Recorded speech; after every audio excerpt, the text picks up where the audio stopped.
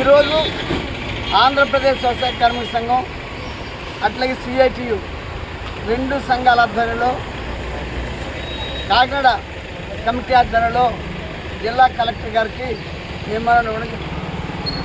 మొన్న చీడిగిలో టిప్పర్ చాలా ఘోరమైన ప్రమాదం చేసింది. 5 చనిపోయారు. ఒకరు నేటికి కూడా చావుబతుల మధ్య ఉన్నారు. ఎవ్వరూ కూడా రాష్ట్ర ప్రభుత్వం నుండి వారికి ఎటువంటి హామీ ప్రకటించలేదు. ముఖ్యంగా ఏదో ఉపాధి హామీ 2 వస్తుంది, సెంట్రల్ గవర్నమెంట్ 2 వస్తుంది, స్టేట్ గవర్నమెంట్ 1,00,000 వస్తుంది. ఈ కాకు లెక్కలు చెప్పారు తప్ప రాష్ట్ర ప్రభుత్వం నుండి ఇగో మేము ఇంత ఇస్తాము అని మాత్రం చెప్పలేదు. పూర్వం ఎమ్మెల్యే నానాజీ గారు ఒక్కొక్కరికి 1,00,000 రూపాయలు చెక్ ఇచ్చేసి ఆయన వెళ్ళిపోయారు తప్ప అవసరమైతే మేము పవన్ కళ్యాణ్ గారితో మాట్లాడతాం, చంద్రబాబు గారితో మాట్లాడతాం, వారికి నష్టపరిహారం ఇప్పిస్తాను హామీ కూడా అక్కడ కూడా ఇవ్వలేదు. అందుచేతనే ఇప్పుడు మేము కలెక్టర్ గారిని కలిసి ఒకటి చెప్పాం. రాయవరం మండలంలో అప్పుడు ఈ దీపావళి సామాన్లు పేలిపోతే 15 మంది చనిపోయారు. ఒక్కొక్కరికి 20 లక్షలు ఇచ్చారు.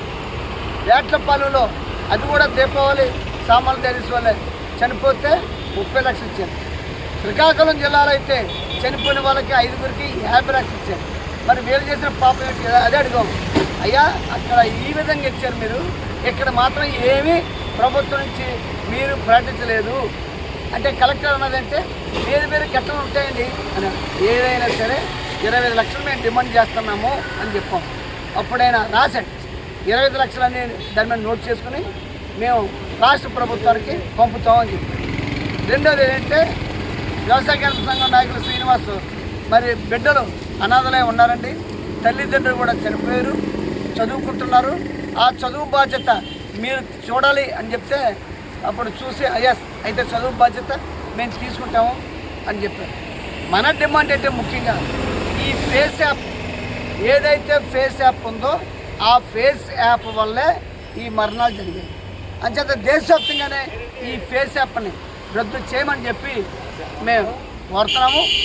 అలాగే ఎవరైతే గాయపడ్డారో గాయపడ్డ వాళ్ళకు కూడా కనీసం ఒక 10 లక్షలు ఎక్స్గ్రేస్ ఇవ్వాలని చెప్పి డిమాండ్ చేస్తున్నాం.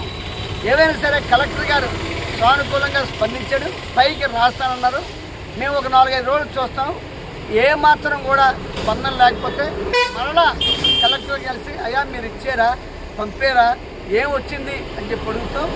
ఇది ఏదో విధంగా తేలే వరకు వ్యవసాయ కార్మిక సంఘం అట్లాగే సిఐటియు ఊరుకోకుండా నిరంతరం ఆందోళన చేస్తుందని ఈ సందర్భంగా తెలియజేస్తున్నాం.